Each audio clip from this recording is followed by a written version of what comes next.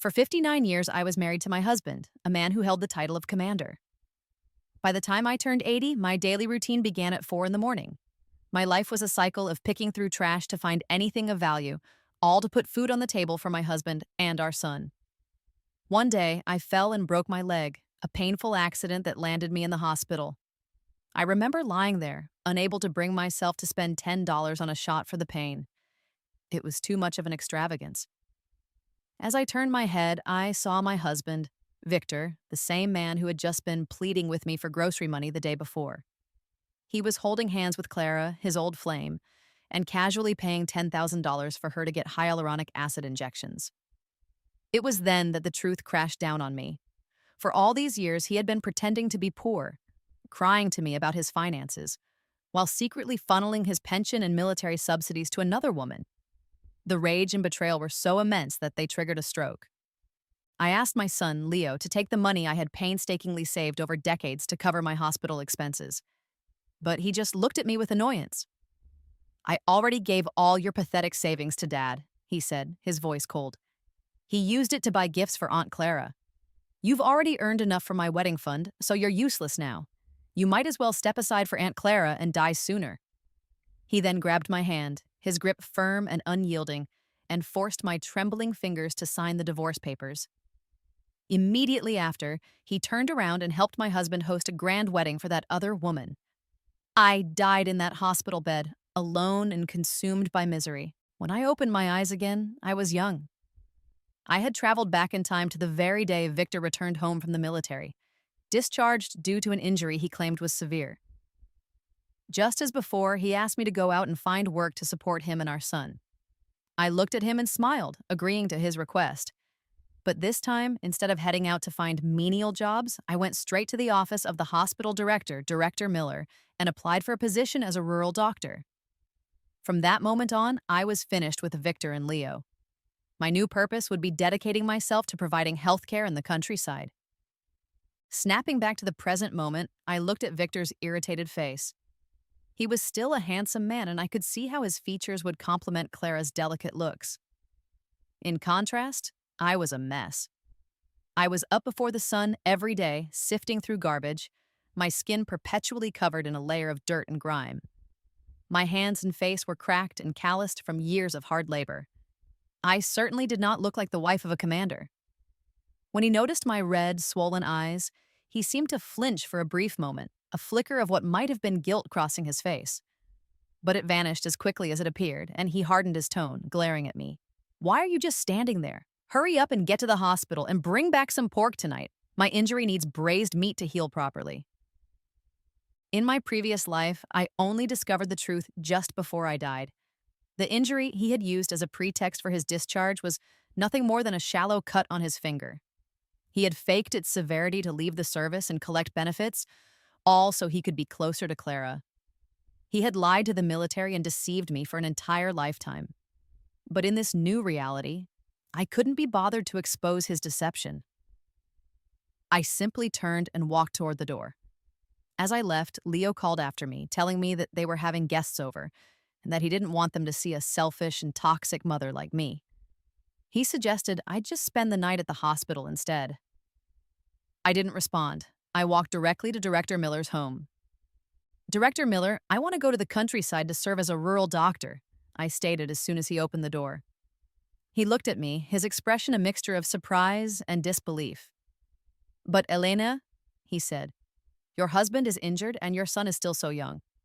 Your whole family depends on you. Are you truly going to leave them behind and go to the countryside?" I nodded firmly. "I am going to support the Rural Healthcare Initiative. My family will understand." He let out a long sigh. "Even if that's the case, you must understand that going to the countryside is the easy part. Coming back to the city isn't simple. Our provincial hospital has good benefits and high pay. Your husband is a decorated officer. Are you really going to give up your life as a commander's wife?" My resolve didn't waver. "I have decided. I will become a rural doctor," I said again, my tone leaving no room for argument. "Have you really thought this through?" Director Miller asked, making one last attempt to persuade me. I just smiled and responded with sincerity. "Don't worry, Director. Nothing can stop me from my mission to expand access to healthcare for those who need it most. In the end, Director Miller reluctantly approved my transfer request. My official assignment was set to begin in 3 days. As soon as I left his house, I hurried home to pack my belongings.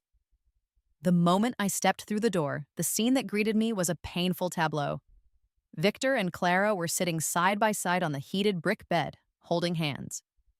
My son, Leo, stood before them, holding the box of snowflake crisps I had been saving for a special occasion, smiling as he fed them to her one by one. They looked like a picture-perfect family of 3. A bitter ache spread through my chest. So, Leo had known about his father's affair with Clara since he was just 5 years old, and he had helped them hide it from me for my entire life. I entered the room, my face a cold, emotionless mask. The smile on Leo's face vanished the instant he saw me. In a sudden fit of anger, he threw the remaining pastries at me, shouting, "Didn't I tell you not to come home? Why do you always have to embarrass me?" "That's enough, Leo. Don't be rude to your mother," Clara said in her usual feigned, gentle tone, pretending to scold him. She then picked up the half-eaten snowflake crisp from her hand and held it out to me. "He just really likes me. Don't take it personally, Elena. This snack was handmade by Victor and Leo. They spent the whole afternoon making it just for me. You've probably never had the chance to enjoy something like this, have you? Well, since you're here, why don't you have a taste and benefit from my good fortune?" Her voice was light and teasing, but her eyes sparkled with pride and provocation. I ignored the offered pastry and walked straight toward my luggage. Clara's smile stiffened and her eyes hardened. "Elena, do you have a problem with me? If it bothers you that Victor and Leo care about me, I can leave right now, but being so rude to a guest like this, aren't you making Victor look bad?" Victor frowned with displeasure. "That's enough. You came home without permission. I'll let it slide for Clara's sake, but go make us lunch now." "Mom, you better make lunch for Aunt Clara," Leo demanded. "If you don't take good care of her, I'll never talk to you again." We had just paid off our public grain quota, and Victor had given his entire discharge compensation to Clara. We were lucky to have any food at all, let alone the ingredients for some fancy lunch. I remained expressionless. "Make your own food. I already ate at the hospital." Victor stared at me in disbelief. "Do you have any idea how expensive hospital meals are? You had money and you didn't hand it over, you just spent it on yourself? Elena, I used to think you were a hardworking, thrifty woman, but now I'm really disappointed in you." 7 years ago, a year after I married Victor, he joined the army.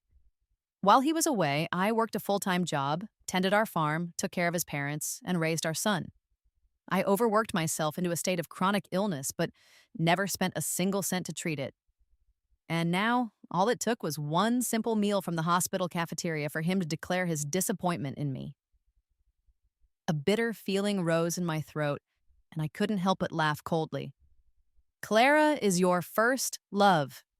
If you want her to eat well, you should go cook for her yourself. What does that have to do with me? You're a commander, aren't you? Always begging your wife for money. Do you even qualify as a man?" His face darkened with anger. "Elena, what is that supposed to mean? Are you saying you don't want to live with me anymore?" "Exactly," I replied flatly. "Maybe a divorce is embarrassing, but you didn't seem to feel any shame when you were taking care of your mistress, so why should I—" With that, I walked past him and returned to my room.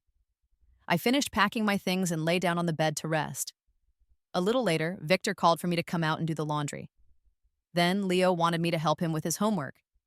I ignored them both. I was determined. For these last 3 days, I needed to preserve my energy and make the best possible preparations for my new life and my new post. I wasn't going to waste another second on that father and son. The next morning, I officially stopped serving them. Leo had stayed up late the previous night playing with Clara and didn't wake up until noon. As soon as he opened his eyes, he came out of his room crying and hitting me with his small fists.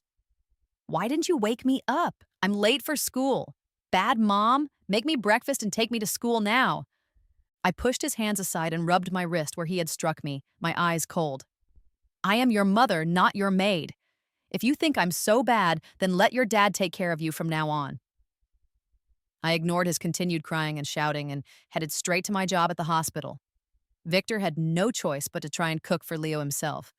but he was so accustomed to me waiting on him hand and foot that the rice ended up burnt.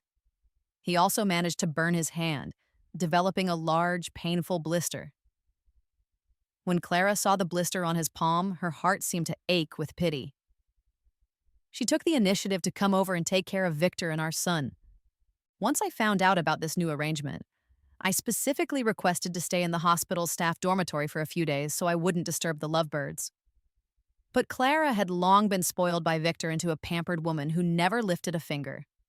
Her attempts at housekeeping were disastrous. She let the cattle into the field where they ate all the newly planted wheat. She cooked one meal, and both Victor and Leo ended up with food poisoning and had to be rushed to the clinic. Even though Victor knew her intentions were good and couldn't bring himself to blame her, the simple truth was that she was completely unfit for the realities of daily life. As soon as Leo was discharged from the clinic, he ran to the hospital where I worked, crying and yelling. "Dad just got discharged with an injury and you're already abandoning him. Don't you have any sense of loyalty or sacrifice? These past few days, I've been late for school, hungry and wearing dirty clothes. My teacher scolded me. Why won't you just come home? Boo-hoo, Mom. Please come back." I knew Leo was still young and hadn't come up with this manipulative, guilt-tripping speech himself. Victor must have coached him on what to say. I was in the middle of changing a patient's bandages and didn't even glance in his direction. After I finished my work, I asked the security guard to escort him out and told the guard not to let Leo into the hospital again. The guard looked surprised. "Nurse Elena, weren't you always spoiling that boy? Now he's crying his eyes out and you don't feel bad at all?" I gave a faint smile. People have to pay for their words and actions. Since he thinks I'm so shameful, I'll grant his wish and never go home again. That evening, after dinner, I returned early to the staff dormitory. The next morning, I would be heading to the countryside and I needed to rest well. But as I approached the dorm building, I suddenly saw Victor standing downstairs, holding Leo in his arms, waiting for me. Over the past 3 days, all the responsibilities at home had fallen on him. His eyes were shadowed with dark circles of fatigue, and he looked completely worn out. "Elena, come home," he said, his voice strained. I ignored him and started to walk toward the dorm entrance, but he grabbed my wrist. "4 people are crammed into one room here. It's nothing like the comfort of our home. Elena, I know you're mad at me, but don't punish yourself by squeezing into this dorm just because of me, okay?" Leo tugged on the hem of my shirt and pleaded, "Mom, come home. Dad and I brought you some snowflake crisps. You haven't even tasted them yet." I nodded slightly. I did need to go home to pick up the rest of my luggage. Besides, it was time to settle things once and for all with Victor. Back at the house, I picked up a snowflake crisp and began to eat it. Victor immediately started speaking. "Elena, all these years while I was away in the army, you carried the entire family on your back. I owe you a huge debt." It seemed that after the ordeal of the last 3 days, he had finally begun to realize how much I had actually endured. But then he added, "My wound has gotten worse lately. I really can't help with the chores, so when you finish your work for the day, please come straight home, all right?" "Yeah, Mom," Leo chimed in hopefully. "I promise I won't throw tantrums at you anymore. I know you're tired, but just think about it. After work every day, you'll get to see Dad and me waiting for you at home. Isn't that a kind of happiness? You can just focus on earning money and Dad will handle all the household expenses. That way, you won't have to worry so much." That was the exact same speech he had used to persuade me in my last life. And what had happened then? He had taken all the money I worked myself to the bone to earn and given it to Clara. For 50 years, I got up before sunrise to work on the farm, then headed to the hospital for a full shift. And after I got home, I still had to wait on both of them. I was so perpetually exhausted that I would often pass out from fatigue. And yet, he had built a whole new life and family with Clara, using my hard-earned money to hire a nanny to take care of her. I still vividly remembered when I was 80 years old and lying in that hospital bed. I ran into Clara, and she was draped in gold and diamonds, so flashy it nearly blinded me. Her face had barely a single wrinkle. Meanwhile, I was wearing clothes I had picked out of a junkyard 20 years prior, and my whole body reeked of trash. I looked straight at Victor. "You're a commander and a disabled veteran. Doesn't the army send you a subsidy every month? Where is it? He froze for a second, then snapped in frustration. That's my money. Why are you always questioning me? Can't a grown man keep a little cash for himself? I let out a cold, sharp laugh. You gave it all to Clara, didn't you? Our family can't even afford a proper meal, and you're out there giving money to another woman. I work myself to death day and night, sleeping only 3 hours a night. And instead of showing any gratitude, you and Leo gang up to despise me. Is this what being a man means to you? Victor lowered his head, unable to meet my eyes. You already have me, he muttered. What more could you want? Clara doesn't have a husband to take care of her. I just wanted her to live a little more comfortably. There's nothing going on between us. I slammed my chopsticks down on the table, not giving him a shred of dignity. I have you? What good is that? You can't make money. You can't help around the house. What's the difference between living with you and being a widow? He opened his mouth but had no words to argue back. Finally, he furrowed his brow and looked at me with disdain. I've already explained everything. Why are you still being so jealous? Just look at yourself, acting like a shrew. You're nothing like the gentle, beautiful Clara. No wonder even your own son doesn't like you. In my past life, every time he compared me to Clara, I blamed myself. I loved him. So when he said I wasn't gentle enough, I changed. I worked in silence, earning money, breaking my back for this family, and in the end, I died alone and miserable. But now I was done being disappointed.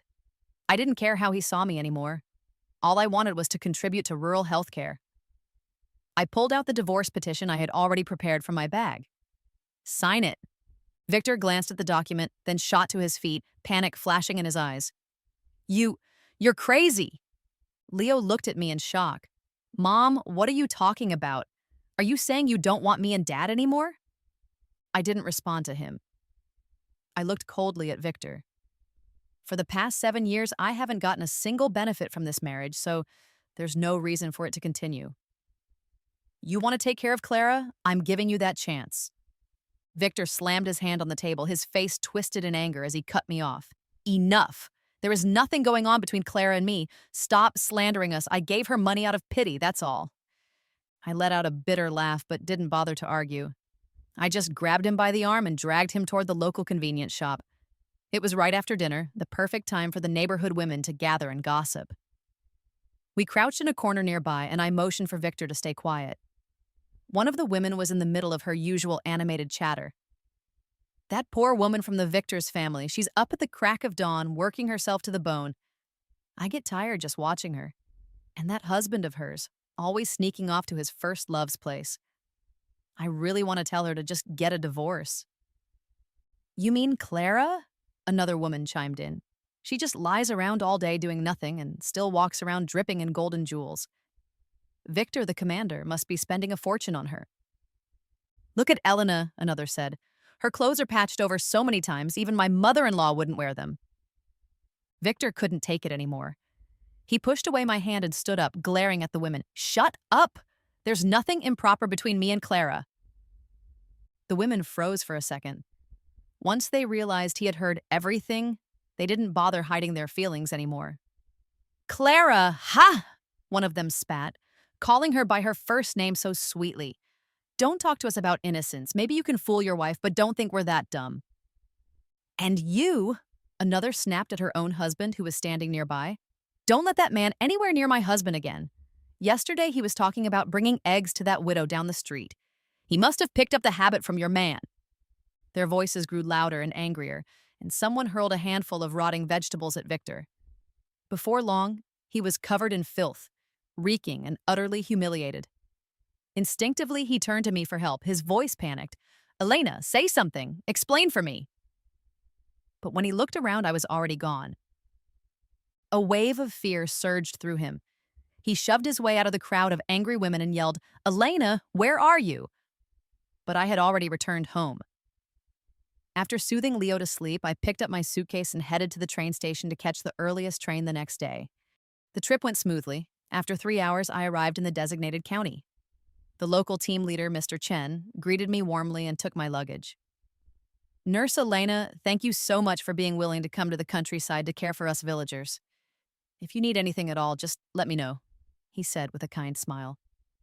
I smiled and nodded, breathing in the fresh country air. All of a sudden, I felt an unexpected lightness in my heart. With support from the higher-ups, I was able to open a small rural clinic. Every day, many people came to see me for treatment. Thanks to my skilled techniques and rich experience from my previous life, I quickly earned the unanimous praise of the villagers. Watching them recover and smile again filled my life with a sense of purpose and peace I hadn't felt in decades.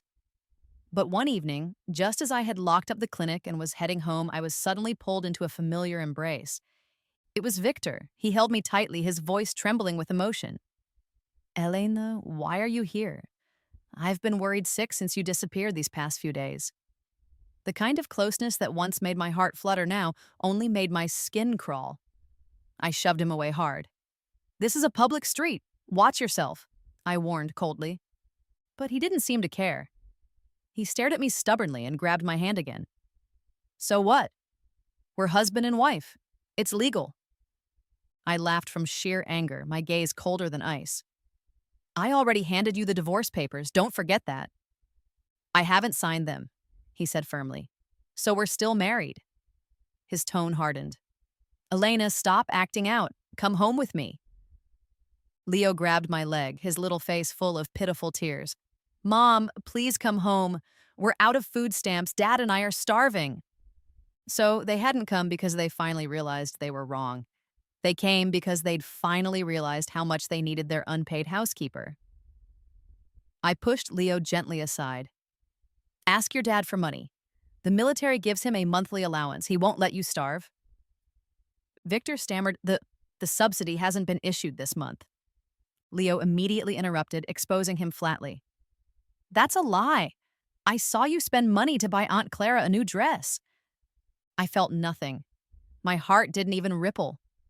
I just shrugged and said, well, there's nothing I can do then. You two can figure out your own food situation. I grabbed my medical bag and turned to leave, but Victor caught my arm again. Elena, can you just give me a little money? I laughed coldly. Are you joking? You know how little rural doctors get paid? He fell silent for a moment, then gave me a disgusted look. If the pay is so low, then why are you even doing this? Just come home. If you don't want to work at the big hospital, that's fine. My army buddy said bricklaying pays more than what you're doing now. You could go to a construction site for a few days. Treat it like a workout since you love labor so much. Then he narrowed his eyes. If you don't agree, don't blame me for handing that divorce application over to the party's secretary. I'm a commander. Divorced or not, I can still marry Clara. But you've got no decent job and you've already had a child.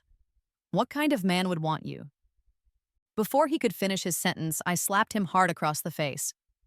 Victor, I'm not throwing a tantrum. I mean it.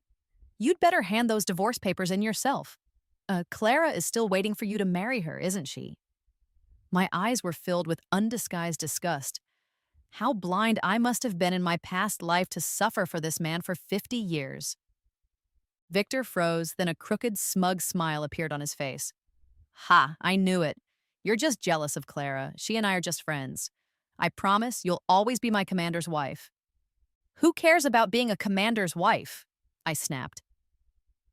In my past life, Victor constantly used that title to guilt-trip me, saying that I owed it to him to earn money, serve him, and prove myself worthy. I played that role for long enough.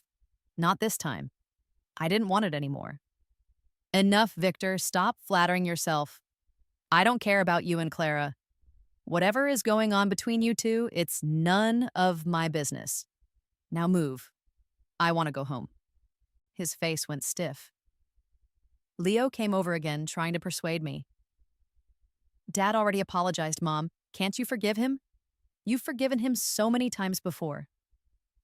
I won't ever praise Aunt Clara again, Leo cried. I don't want to make you sad, Mom. Please come home. My chest tightened.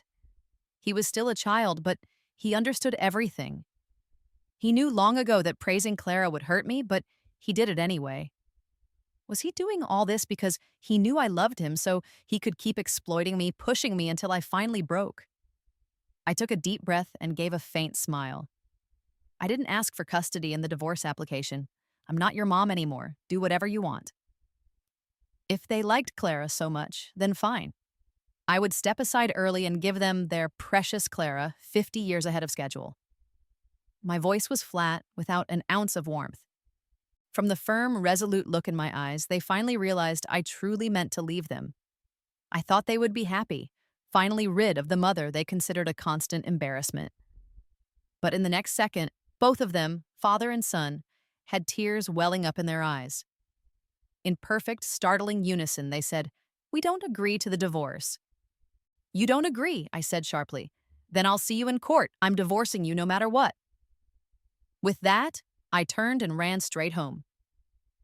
The next morning, as soon as I opened the clinic, a villager came in. "Nurse Elena, the team leader, Mr. Chen, is looking for you." I went over to his office only to see Victor and Leo already sitting there. The moment he saw me, Victor's eyes lit up. "I already told your team leader that you're quitting, Elena. Come home with us." He reached out to take my hand, but I slapped it away. "Don't touch me," I said, then immediately turned to the team leader, flustered. "Mr. Chen, don't listen to him. We're in the middle of a divorce. We'll have no connection very soon. He doesn't get to decide anything about my work." I was so anxious I was almost babbling, afraid the team leader might misunderstand the situation. I rummaged through my bag and pulled out the divorce application, but before he could take it, Victor snatched it from my hand and ripped it into shreds. "I already told you I don't agree to a divorce," he said. "You'll always be my wife." I was shaking with rage. He just stood there with a smug grin and turned to the team leader. "Be fair, Captain. I'm a disabled veteran with no ability to work, and our son is still young. And she just runs off to the countryside by herself to live a carefree life. How irresponsible is that?" But the team leader ignored his theatrics and looked directly at me. "Elena, what do you want to do?" Before I could answer, a dramatic cry broke out in the hallway. Clara entered the room, tears streaming down her face. But this time, Victor didn't look at her with his usual adoration. His brows furrowed instinctively. "What are you doing here?" Clara collapsed to her knees in front of me, sobbing. "Elena, please stop clinging to Victor. The one who is unloved is the real third wheel. Victor and I truly love each other."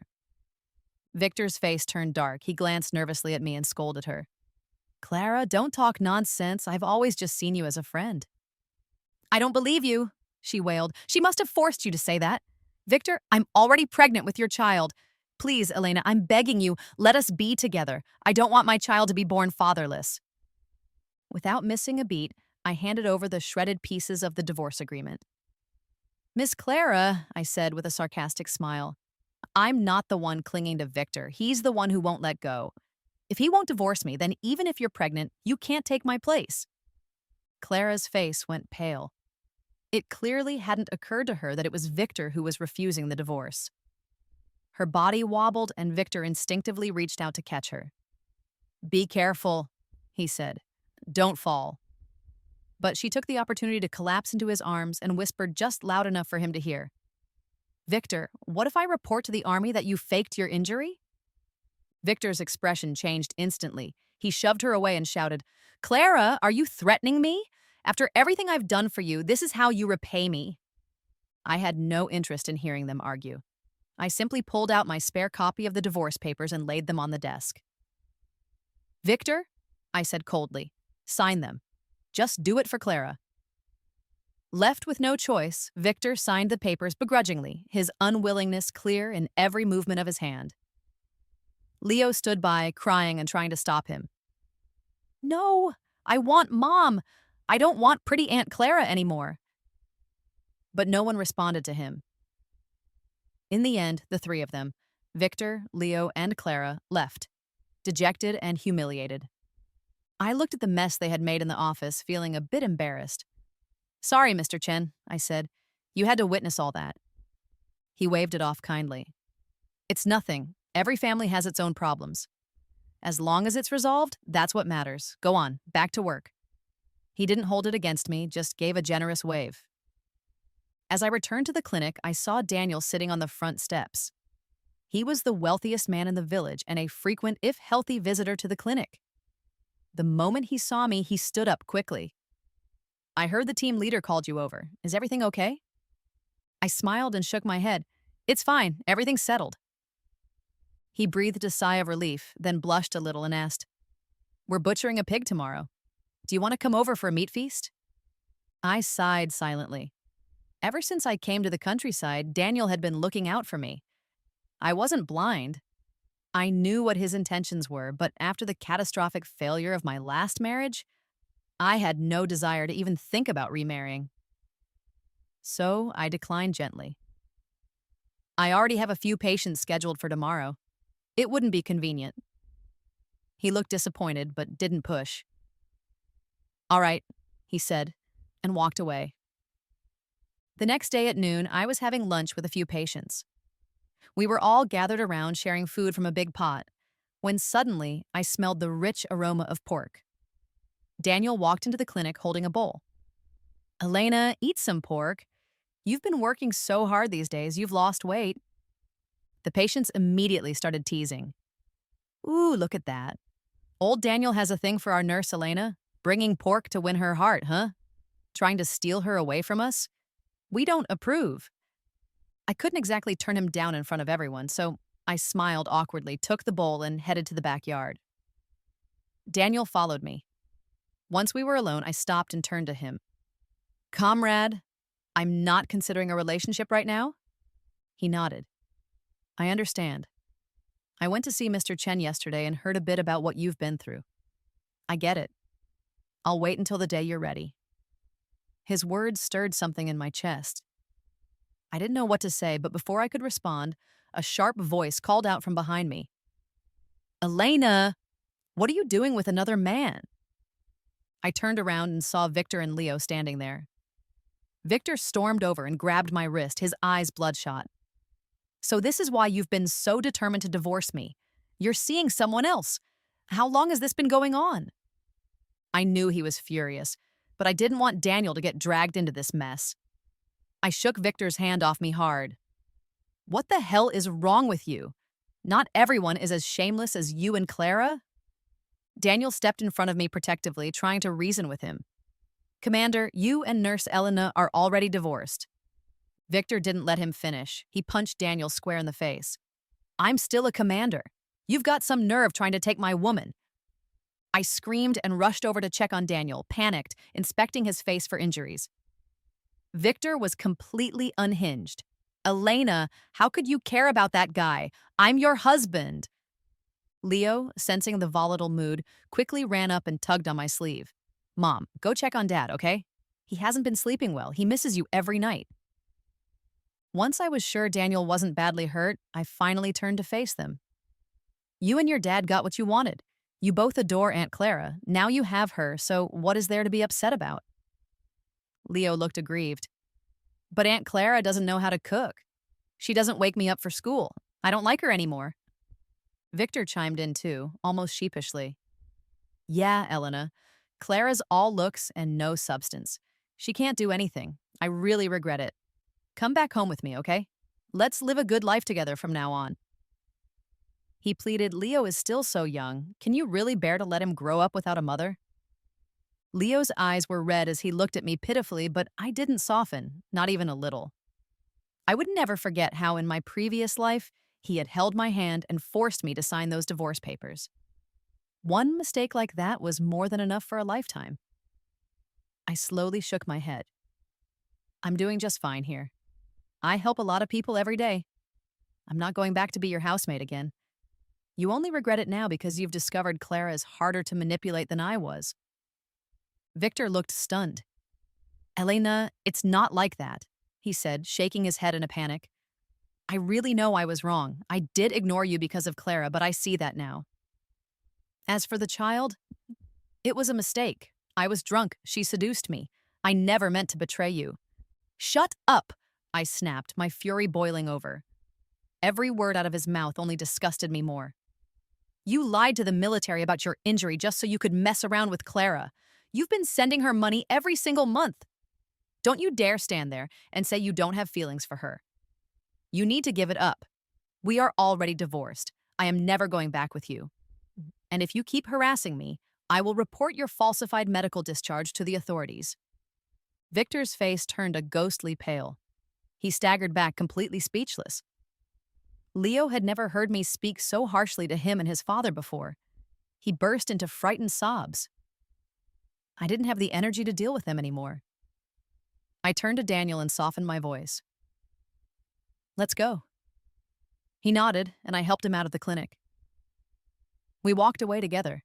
Behind us, Victor murmured in disbelief, Elena. But I didn't stop, not even for a second. He stood there watching me and Daniel walk away, his heart shattered. And in that moment, he finally understood. He had truly and irrevocably lost the caring, devoted wife he had taken for granted for so long. A few days later, the village mailman brought a letter to the clinic.